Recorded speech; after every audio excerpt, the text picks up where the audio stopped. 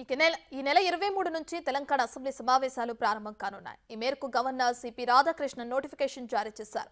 ముఖ్యమంత్రి రేవంత్ రెడ్డి సారథ్యంలో కాంగ్రెస్ ప్రభుత్వం అధికారంలోకి వచ్చిన తర్వాత మూడోసారి అసెంబ్లీ సమావేశం కావడంతో పక్కా ప్లాన్తో రెడీ అయ్యింది. పాలనలో దూకుడుగా ఉన్న రాష్ట్ర ప్రభుత్వం ఈ అసెంబ్లీ సమావేశాల్లో కీలక బిల్లులకు ఆమోదంతో పాటు ముఖ్యమైన అంశాలపై చర్చించి కీలక నిర్ణయాలు తీసుకోనుంది.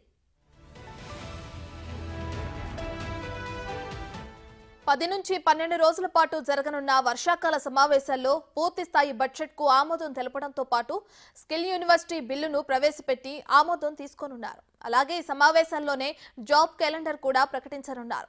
రైతు భరోసా విధి విధానాలు, స్థానిక సంస్థల్లో బీసీ రిజర్వేషన్లు, సంక్షేమ పథకాల్లో అక్రమంగా లబ్ధి పొందిన వారి నుంచి రికవరీ, తెలంగాణ తల్లి విగ్రహం, రాష్ట్ర చిహ్నం తదితర అంశాలపై చర్చించి తీర్మానం చేయనున్నారు.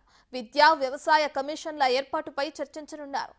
ధరణిలో జరిగిన అక్రమ వ్యవహారాలపై ప్రభుత్వం వైట్ పేపర్ పెట్టనుంది. అన్నిటిపై సుదీర్ఘంగా చర్చిస్తూనే గత ప్రభుత్వ వైఫల్యాలను ఎండగట్టనుంది కాంగ్రెస్ సర్కారు.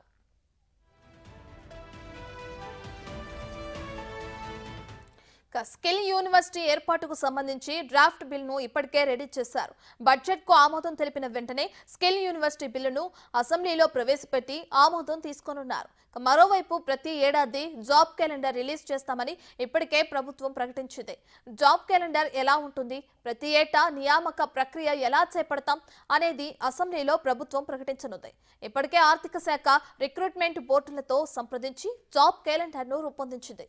ప్రతి ఏటా మార్చి చివరి నాటికి ఉద్యోగ ఖాళీలను సేకరించనున్నారు.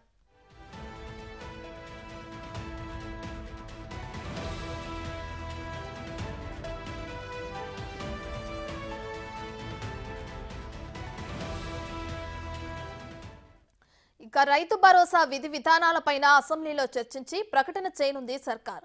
కౌలు రైతులకు పెట్టుబడి సాయంపైన స్పష్టత ఇవ్వనున్నారు. ఇప్పటికే ఈ స్కీమ్ పై మంత్రులు జిల్లాల్లో పర్యటించి రైతుల నుంచి ఫీడ్బ్యాక్ తీసుకున్నారు. వాటన్నిటిపైన చర్చించి ఎన్ని ఎకరాల వరకు రైతు భరోసా ఇవ్వాలి, ఎంత విస్తీర్ణంలో పంటలు సాగైతే అంతవరకే ఇవ్వాలా, లేక వ్యవసాయ భూములన్నిటికీ కొంత సీలింగ్ పెట్టి ఇవ్వాలా అనే దానిపై నిర్ణయం ప్రకటించనున్నారు.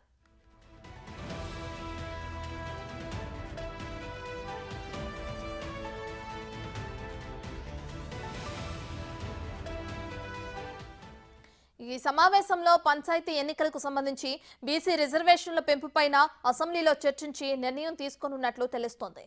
ఇప్పటికే గ్రామాల్లో ప్రత్యేక అధికారుల పాలన నడుస్తుంది. అదే సమయంలో స్పెషల్ ఆఫీసర్లు ఉంటే కేంద్రం నుంచి వచ్చే నిధులు ఆగిపోయే ప్రమాదం ఉంది. దీంతో ఇప్పటికిప్పుడు కులగణన సాధ్యం కాకపోతే ఏ రకంగా బీసీ రిజర్వేషన్లు పెంచాలనే దానిపై చర్చించి నిర్ణయం తీసుకోనున్నట్లు తెలుస్తోంది.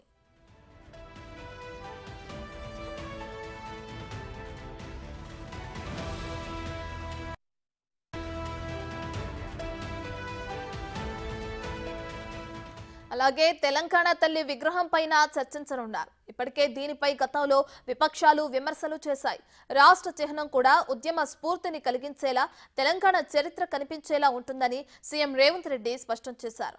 దీంతో ఈ రెండింటిపైన నిర్ణయం తీసుకోనున్నారు.